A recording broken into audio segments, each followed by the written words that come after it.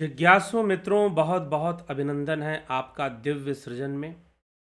प्रत्येक दिवस की भांति आज भी हम यहाँ पर लाइव चर्चा का कार्यक्रम शुरू कर रहे हैं और आज का जो विषय है श्रीमद् भगवद गीता प्रथम अध्याय पर हम चर्चा करेंगे।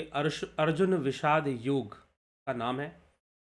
अर्जुन अवसाद से ग्रसित होता है, विषाद से ग्रसित होता है और श्रीमद् भगवद गीता का प्रारंभ धृतराष्ट्र उवाच से, जो कि हमने पिछले वीडियो में भी देख लिया है।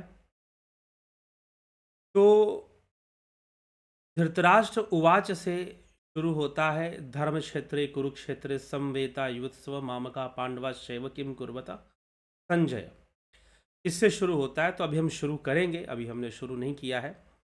तो गीता में क्या क्या है हम इसको जाने प्रथम अध्याय में। उससे पहले हम एक प्रार्थना, सर्व कल्याण की प्रार्थना जरूर कर लेते हैं। विश्व कल्याण की प्रार्थना जरूर कर लेते हैं।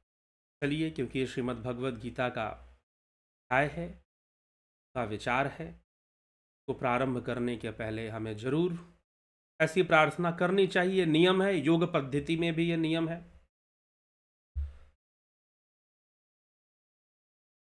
शांताकारं भुजगशयनं पद्मनाभं सुरेशं विश्वधारं गगनसदृशं मेघवर्णं शुभांगं लक्ष्मीकान्तं कमलनयनं योगिभिर्ध्यानगम्यं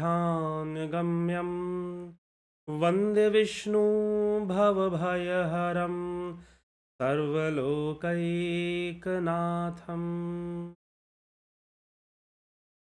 सङ्गच्छध्वं संवदध्वं तं वो मनांसि जानताम्। देवाभागं यथा पूर्वे संजनाना उपासते।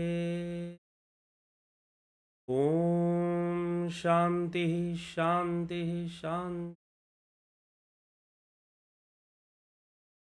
जिस प्रकार से देवता मिलकर एक साथ अपने भाग को ग्रहण करते हैं, हम भी उसी प्रकार ग्रहण करें, मिलजुल कर रहें, एक साथ बोलें, एक साथ अपने कदमों को आगे बढ़ाएं। लंबा यह स्तुति है, लंबी स्तुति है थोड़ी सी। समानो मंत्र समिति समानी समानम मनः सहचित्तमेशाम। समानम मंत्र में भी मंत्र एवं समानेन वो हविषा जुहो। तो सबके हृदय समान हो, मंत्रणा समान हो और पूरा जो विश्व है वो बंधुत्व से भरा हुआ हो। बंधुत्व हो, सब में एकता हो और सब एक होकर ही अपना कर्म करें, अपने अपने भाग्य को ग्रहण करें। कोई किसी का भाग छीने नहीं, कोई किसी का भाग छीने नहीं। तो हमें यह विचार करना चाहिए, समझना चाहिए। और श्रीमद् भगवद गीता में ऐसी प्रार्थना कर कर हम इसकी चर्चा को अब शुरू करते हैं। तो श्रीमद् भगवद गीता का जो प्रारंभ है धृतराष्ट्र उवाच से होता है। प्रथम अध्याय के अंदर 47 श्लोक हैं, 47 वर्सेस हैं, 47 श्लोक हैं। तो 47 श्लोक में 1 नंबर श्लोक से लेकर 11 नंबर श्लोक तक जो धृतराष्ट्र का प्रश्न है और योद्धाओं का वर्णन जो धृतराष्ट्र करते हैं। पहले पांडव साइड जो लोग हैं, पांडवों के तरफ जो लोग हैं उनका वर्णन करते हैं, फिर कौरवों की तरफ जो लोग हैं उनका वर्णन करते हैं, अलग अलग योद्धाओं का वर्णन करते हैं। पहले तो धृतराष्ट्र का प्रश्न ही आता है और योद्धाओं के बारे में पूछा जाता है और संजय जो है योद्धाओं का वर्णन करते हैं कि युद्ध भूमि में कौन कौन से महारथी योद्धा हैं। फिर कौरव पक्ष के योद्धाओं का वर्णन है, आगे चलकर कौरव पक्ष के योद्धाओं का वर्णन मिलता है। फिर सभी योद्धाओं के द्वारा, महारथियों के द्वारा जो अलग अलग शंख बजाए गए हैं उनका वर्णन मिलता है। लगभग 11वें से 19वें श्लोक तक ऐसा वर्णन है। 20वें से 27वें श्लोक तक अर्जुन द्वारा युद्ध भूमि और सेना का निरीक्षण का वर्णन है। अर्जुन सेना का निरीक्षण करता है कि सभी अपने अपने जगह पर खड़े हैं कि नहीं खड़े हैं, क्या स्थिति है, उनकी सेना कितनी संख्या में दिखाई दे रही है, हमारी कितनी है, और क्या दृश्य बन रहा है। तो निरीक्षण करता है अर्जुन। और फिर 27वें से लेकर 47वें तक जो है अर्जुन का विषाद योग है। अर्जुन को जो अवसाद होता है उस अवसाद का वर्णन मिलता है। तो चलिए हम भी श्रीमद् भगवद गीता में इन श्लोकों के माध्यम से आगे बढ़ेंगे। तो 11वें श्लोक तक जो योद्धाओं का वर्णन है, कौन कौन से योद्धा हैं उपस्थित, उनको हम छोड़ते हैं। फिर 12वें से भी योद्धाओं का वर्णन मिलता है। और जो संजय है, पांडव के यहाँ के जितने भी योद्धा हैं उनका वर्णन करने के बाद कहता है 12वें सूत्र में, 12वें श्लोक में, तस्य संजयन हर्ष कुरु वृद्धि कुरु वृधा पितामह सिंहनादम विंधौ चैह शंख दध्मौ प्रतापवान। इसके बाद कुरुवंशियों में वृद्ध संजनयन हर्षा, तस्य संजय संजनयन हर्षा कुरुवृद्ध पितामह। इसमें जो कुरुवंशियों में वृद्ध प्रतापी पितामह हैं, भीष्म ने उस दुर्योधन के हृदय में हर्ष उत्पन्न करते हुए उच्च स्वर से सिंह के समान गरज कर शंख बजाया। फिर एक साथ ही शंख, नगारे, ढोल, मृदंग और रणसिंगा आदि बाजे बजने लगे। वह शब्द बड़ा ही भयंकर हो रहा था जो वाद्य यंत्रों से निकल रहा था, क्योंकि वह युद्ध का शब्द था। युद्ध का शब्द था। इससे हमें एक युद्ध की संस्कृति भी पता चलती है कि जब युद्ध हुआ करता था इस तरह से युद्ध, तो बैंड बजे करते थे, नगाड़े बजा करता था और सैनिकों के जोश को बढ़ाने की कोशिश की जाती थी। इस तरह से जो युद्ध होता था, बैंड बजाकर, नगाड़े बजाकर सैनिकों के जोश को, उत्साह को बढ़ाने का प्रयास किया जाता था और वह शब्द बड़ा भयंकर होता था। संजय ऐसा बोलते हैं। ठीक है। फिर सफेद घोड़े से युक्त बड़े भारी रथ में बैठे हुए श्री कृष्ण और अर्जुन भी अपने अलौकिक शंख को बजाते हैं। पांश्चजन्य हृषिकेशो देवदत्तम धनंजय पौंड्रम दद्मौ महाशंखम भीमकर्मा वृकोदर। श्री कृष्ण ने पांश्चजन्य नामक और अर्जुन ने देवदत्त नामक शंख बजाया। भयानक कर्मकारी वृकोदर भीम ने पौंड्र नामक शंख, महान शंख बजाया। कुंती पुत्र राजा युधिष्ठिर ने अनंत विजय, अनंत विजयम राजा कुंती पुत्रो युधिष्ठिर नकुल सहदेवश्य सुघोषमणि पुष्पकौ। कुंती पुत्र राजा युधिष्ठिर ने अनंत विजय, नकुल ने सुघोष, सहदेव ने मणि पुष्पक नाम वाला शंख बजाया। काश्यश्च परमेश्वास शिखंडी च महारथ दृष्टधुम्नो विराटश्च सात्यकिश्च पराजितः द्रुपदो द्रौपदेयाश्च सर्वशः प्रतिविपते सौभद्रश्च महाबाहु शंखान् दद्मु पृथक पृथक। हे पृथ्वीनाथ, महाधनुर्धारी काशीराज, महारथी शिखंडी, दृष्टधुम्न और विराट, अजय, सात्विक, द्रुपद और द्रौपदी के पांचों पुत्र तथा महाबाहु सुभद्रा पुत्र अभिमन्यु, इन सब ने भी सब ओर से अलग अलग शंख बजाए। सघोषो हर्तराष्ट्राणाम हृदयानि वेदारयत नभश्य पृथ्वी चैव तू मृलो व्यनुनादयन।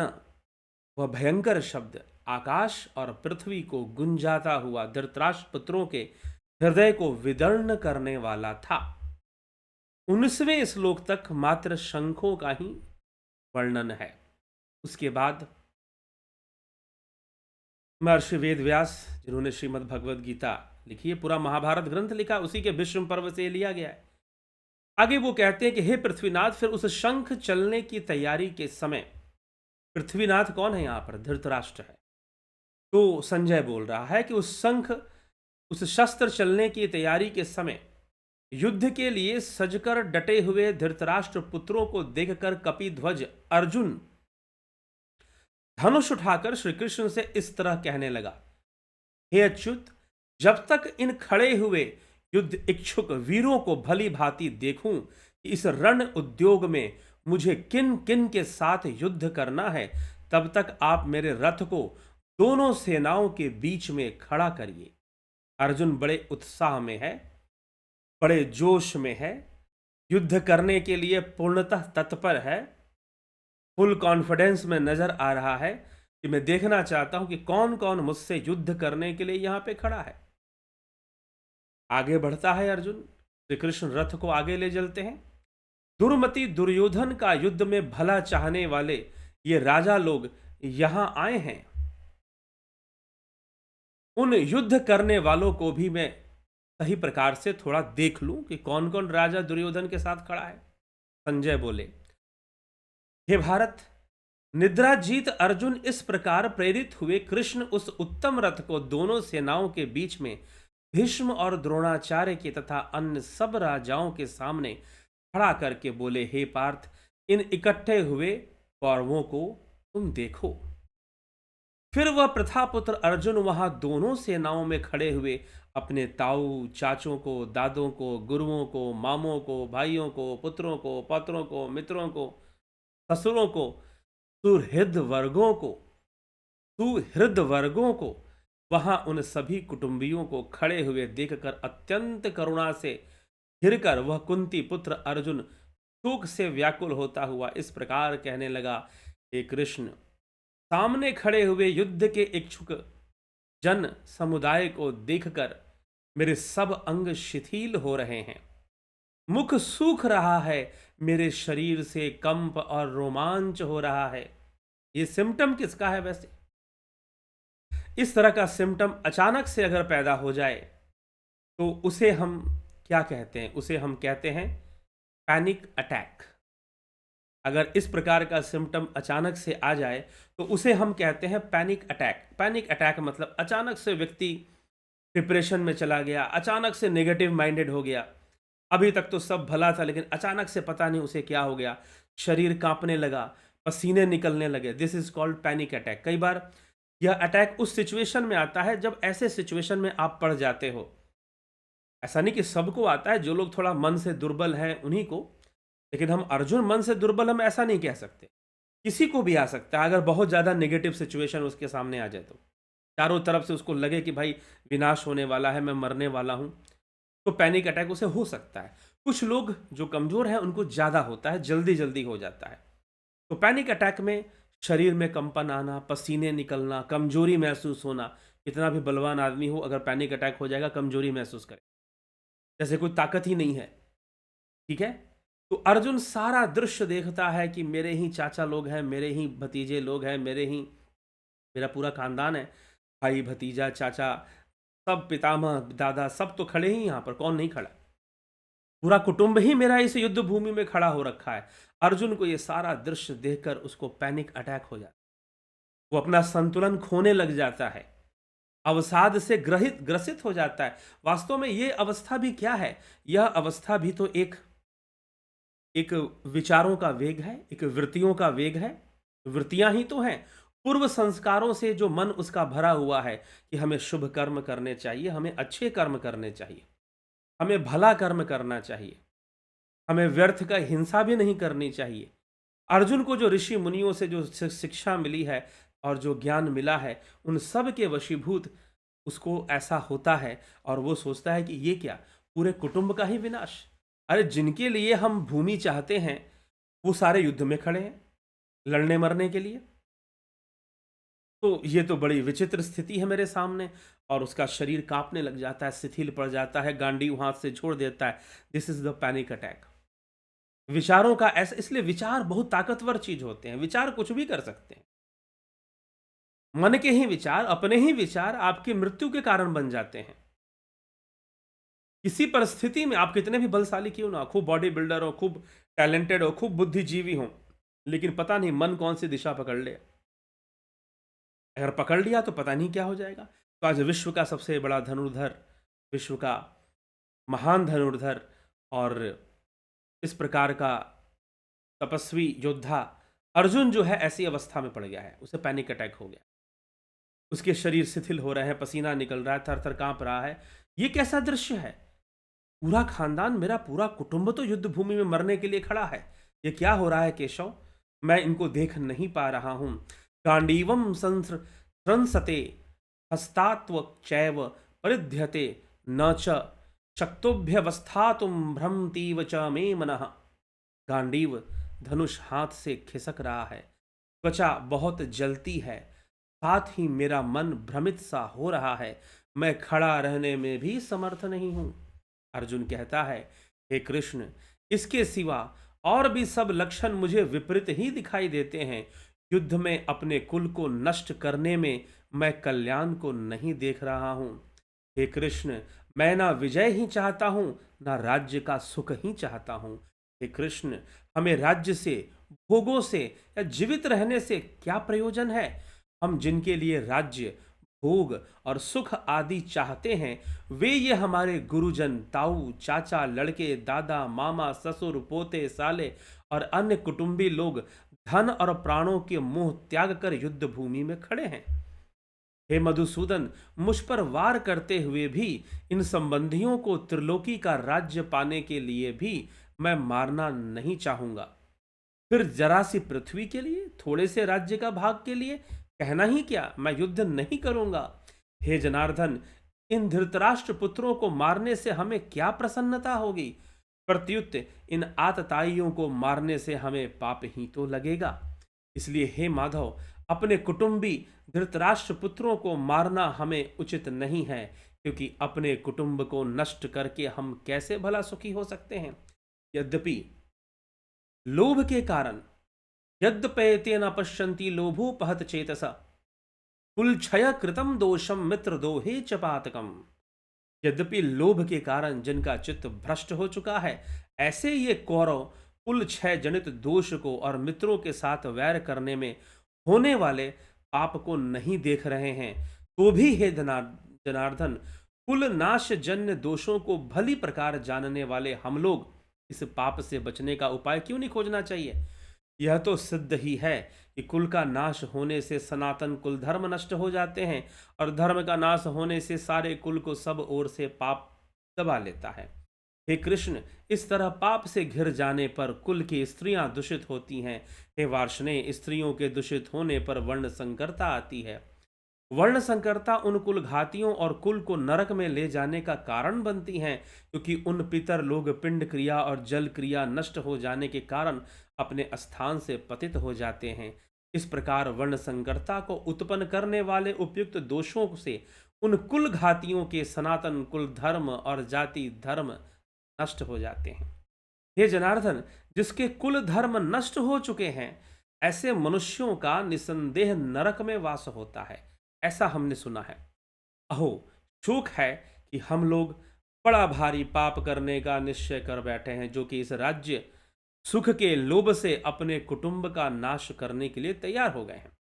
यदि मुझ सहस्त्र रहित और सामना न करने वाले इस शस्त्रधारी धृतराष्ट्र पुत्र रणभूमि में मुझे मार डालें, वह मेरे लिए अच्छा है, लेकिन यह युद्ध नहीं। संजय बोला। उस रणभूमि में वह अर्जुन इस प्रकार कहकर बाणों सहित धनुष छोड़कर शोकाकुल चित्त हो रथ के ऊपर बैठ गया, और ऐसी बातें कहकर कि मुझसे युद्ध ना हो पाएगा कृष्ण, मैं युद्ध ना कर पाऊंगा, अर्जुन विषाद को प्राप्त हो गया। अर्जुन युद्ध करने के लिए तैयार नहीं है। उसे युद्ध करने में सिर्फ हानि और हानि ही दिखाई दे रही है, कोई लाभ नहीं दिखाई दे रहा। जी हाँ, यह युद्ध ही ऐसा है। पूरा पांडवों का कुटुंब और कौरवों का कुटुंब उस युद्ध भूमि में खड़ा है। तो अब क्या होगा? युद्ध होगा। चारों तरफ अपने ही भाई भतीजे मरते हुए दिखाई दे रहे हैं, कोई लाभ नहीं होगा। तो मैं भला ये युद्ध क्यों करूं? दूसरा युद्ध होने से, कुल धर्म नष्ट होने से, पाप लगने से कुल धर्म नष्ट होता है, कुल धर्म नष्ट होने से स्त्रियां पतित होती हैं, और उससे वर्ण शंकर संतानों की उत्पत्ति होती है। अर्जुन ऐसा कह रहा है। यद्यपि अर्जुन का जो कहना है वह मोहवश ही है। मोहवश ही है क्योंकि यह वर्ण संकरता भी एक भ्रम रूप में है। वास्तव में वर्ण संकरता भी एक भ्रम रूप में है। वर्ण संकरता, स्त्रियों के पतन होने से वर्ण संकरता हो जाएगी, और वर्ण संकरता तब होगी जब किसी संतान का जन्म पाप युक्त होगा। अब पाप युक्त होने का क्या मतलब है? पाप युक्त होने से आप क्या समझते हैं? ऐसा भी हो सकता है कि किसी स्त्री का विवाह उसके अपने निज वर्ण में हुआ हो, फिर भी उसका संतान पाप युक्त हो जाए। यह भी संभव, और ऐसा हुआ भी है। ऐसे अनेक उदाहरण मिल जाएंगे। ठीक। और यह भी तो हो सकता है कि निज वर्ण में ना हुआ हो और फिर भी पुण्य आत्मा संतान का जन्म हो जाए। ऐसे भी उदाहरण इतिहास में मौजूद हैं। कुल मिलाकर जो बात निर्भर करती है वो कर्म पे निर्भर करती है, वर्ण पे निर्भर नहीं करती। इसलिए कृष्ण अर्जुन को कर्मयोग आगे समझाते हैं। पूरी से पूरी बात अर्जुन भी कर्म की ही बात कर रहा है कि हमसे पाप कर्म लगेगा। अर्जुन का कहना भी गलत नहीं है, वो सही बातें ही कर रहा है। लेकिन कृष्ण उसे, वो कौन सी ऐसी बात है जो वो समझ नहीं रहा है? उसकी सारी बातें पाप पुण्य के बीच में बंधी हुई हैं। तो सच पूछिए, पाप भी बंधन है और पुण्य भी बंधन है, दोनों ही बंधन है। तो पाप भी बंधन है और पुण्य भी बंधन है जीव के लिए। जीव अगर मुक्ति चाहता है तो उसे पाप से भी मुक्ति चाहिए और पुण्य से भी मुक्ति। ये नहीं कि सिर्फ पाप से ही मुक्ति होगी, दोनों से होगी। सुख से भी, शारीरिक सुखों से भी मुक्ति, शारीरिक दुखों से भी मुक्ति। अरे शारीरिक सुखों का अस्तित्व टिका किस आधार पर है? शारीरिक सुख इसी बात पर टिके हैं कि दुख भी हैं। दुख होगा तो सुख होगा, सुख होगा तो दुख भी होगा। ये दोनों समानांतर तो चलेंगे ही चलेंगे। तो इसी प्रकार से संसार में पाप पुण्य भी रहते हैं। तो अर्जुन उन पाप कर्मों से बच रहा है, लेकिन कहीं ना कहीं दुर्योधन को पूरी छूट दे रहा है कि जाओ भैया, तुमको जो करना है करते रहो। जब तुम्हारा आएगा समय तो समझ जाओगे, लेकिन कब समझोगे? और कौन कब समझा? जब तक अंत समय ना आया रावण कहां समझा? जब तक मृत्यु सामने नहीं आई कंस कहां समझा? कि दुर्योधन समझ जाता। तो मृत्यु सबको समझा देती है कि भाई लाइन पर तुम्हें रहना चाहिए था, सही रास्ते पे तुमको रहना चाहिए था। तो अर्जुन उस स्तर तक सोच नहीं पा रहा। उसका जो सारा धर्म है, उसका जो सारा उपदेश है, वो पाप और पुण्य के बीच उलझा हुआ है। और इसी उलझन को भगवान श्री कृष्ण खत्म करने का प्रयास करते हैं, शुरू करते हैं अर्जुन को समझाना, और उन्हें इस प्रयास में सफलता भी प्राप्त होती है। कृष्ण क्या समझाना शुरू करते हैं, यह हम कल के व्याख्यान से हम समझने का प्रयास करेंगे। तो आज हम यहीं तक कि अर्जुन को विषाद हो गया। अर्जुन उदाहरण दे रहा है कि वर्ण संकरता का ऐसी स्थिति बन जाएगी। निश्चय ही युद्ध के अंदर जब बहुत सारे लोग मरेंगे तो इसकी संभावना हो जाती है कि बहुत सारे बच्चे अनाथ हो जाएंगे, बहुत सारी महिलाएं विधवा हो जाएंगी। उनको कौन सहारा देगा? तो हो सकता है कि वो दूसरे वर्ण में विवाह करें और वर्ण संकरता आए। कुछ ऐसा वर्ण संकरता का अर्थ समझा जाता है, यद्यपि यह सटीक अर्थ नहीं है, क्योंकि कोई पाप युक्त व्यक्ति जो पहले से ही पाप युक्त है और वो अपने वर्ण में ही विवाहित है, कोई स्त्री अपने वर्ण में ही विवाहित है लेकिन वो पाप युक्त है, उनका जीवन पाप कर्मों से भरा हुआ है, भले ही वर्ण में है, तो इससे क्या वर्ण संकरता नहीं आएगी? उससे भी वर्ण संकरता आ सकती, उससे भी वर्ण संकरता आ सकती है। तो इसलिए हमें, अब दुर्योधन क्या वर्ण संकरता से पैदा हुआ है? नहीं, अपनी माता का ही, वो गांधारी का ही पुत्र है, वो पिता धृतराष्ट्र का ही, तो फिर वो ऐसा पापी क्यों हो गया? उसका जीवन पापमय क्यों है, दूषित क्यों है? नहीं होना चाहिए था, लेकिन फिर भी है दुर्योधन का जीवन पाप कर्म। तो यह इसका कोई प्रमाण नहीं है इस बात का। यहां पर कई लोग वर्ण संकरता का उदाहरण देते हैं, गीता में ऐसा भगवान ने कहा। भगवान ने नहीं कहा, अर्जुन ने कहा है। अर्जुन ये बात कह रहा है, अर्जुन अपने अल्प ज्ञान से, जिसको अभी मोक्ष, आत्मज्ञान और योग का ज्ञान नहीं है, उसको मात्र बाहरी कर्म का ही ज्ञान है, लेकिन उसको आत्मज्ञान के बारे में कोई जानकारी नहीं, योग के बारे में कोई जानकारी नहीं है। इसलिए वो ऐसी माया में फंसा हुआ है और ऐसी बातें कह रहा है, और उस अत्याचार, उस अन्याय और उस अधर्म का ही समर्थन कर रहा है। उस अधर्म का ही समर्थन कर रहा है जो अधर्म दुर्योधन के द्वारा हो गया है। उस समय अर्जुन भूल गया है कि किस प्रकार दुर्योधन ने द्रौपदी का चीरहरण किया था, किस प्रकार छल पूर्वक उनको हराया था, किस प्रकार बार बार उनको अपमानित किया था, और एक बार द्रौपदी का हरण भी किया था उसने वन में, जब पांडव वनवास में थे तो भी उसने ऐसा किया था। तो इस तरह से बहुत सारी बातें थी दुर्योधन के साथ, लेकिन जो श्रीमद् भगवत गीता है, यहाँ पर अर्जुन जो है अभी अपने कुल का नाश को देखकर, कि मेरे कुल का नाश होने वाला है, यह देखकर अत्यंत मोहित है, और मोहित होकर अपनी बातों को कहे जा रहा है, कुछ भी बोले जा रहा है। अब उसे बोलने की जरूरत है। क्यों जरूरत है? क्योंकि कृष्ण है, वो जानता है कि कृष्ण नहीं मानेंगे।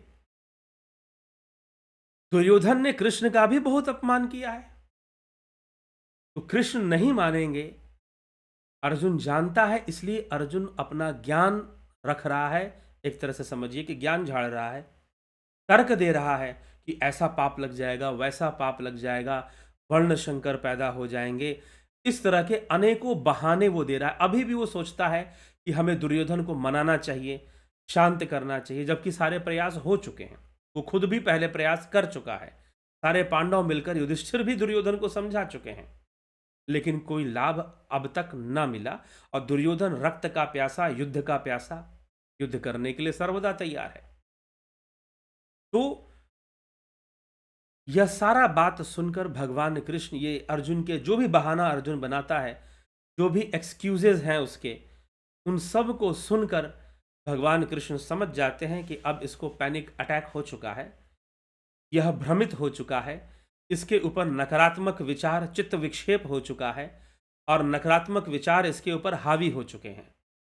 अब भगवान कृष्ण का कार्य है कि सारथी होते हुए अर्जुन को समझाएं कि जो भी वो कह रहा है, वर्ण संकरता की बात कर रहा है, चाहे पाप पुण्य की बात कर रहा है, आगे वो चलकर ब्रह्मचारी होने की भी बात कर देगा।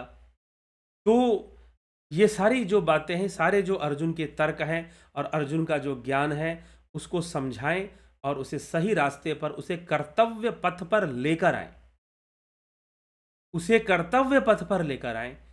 तो कर्तव्य पथ पर उसे लेकर आए, यह प्रयास है भगवान कृष्ण का। तो दूसरा अध्याय जो कि सांख्य योग नामक अध्याय है, उसी से श्री भगवान अपना उपदेश देना शुरू करते हैं। तो चलिए कल से हम सांख्य योग नामक अध्याय पर चर्चा शुरू करेंगे। ठीक है, बहुत बहुत आभार आप सभी का। जुड़े रहें, बने रहें, और वीडियोस को दूसरों तक पहुंचाते भी रहें, शेयर भी करते रहें, सब्सक्राइब भी करते रहें। ठीक है, बहुत बहुत आभार आप सभी। इसी के साथ विराम देते हैं।